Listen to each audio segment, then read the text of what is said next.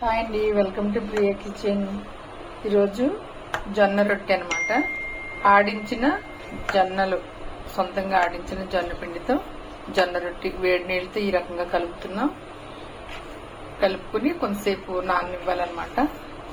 ఒక 15 మినిట్స్ అలాగ నానబెట్టేసి తర్వాత రొట్టె చేసుకున్నాం. చూడండి, జొన్న పిండి కలిపి పెట్టేసుకున్నాం. ఇప్పుడు జొన్న పిండి రొట్టె చేస్తున్నాం అనమాట. ఇది ఇలా చేతితోనే చేసుకోవాలి.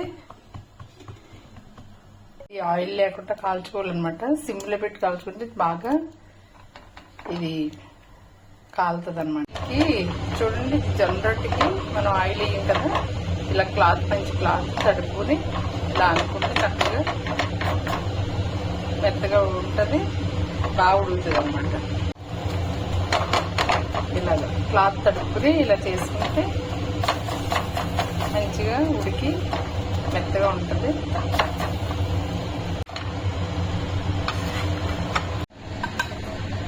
ఇది గుడ్డి జొన్న రొట్టె పన్నీర్ కర్రీ. జొన్న రొట్టె పన్నీర్ కర్రీ. మరి మీరు కూడా ఈ రకంగా ట్రై చేసుకుని తినండి, ఎంజాయ్ చేయండి. మరి ఛానల్ని కొత్తగా చూసినప్పుడు సబ్స్క్రైబ్ చేయండి, లైక్ చేయండి, షేర్ చేయండి. Thank you.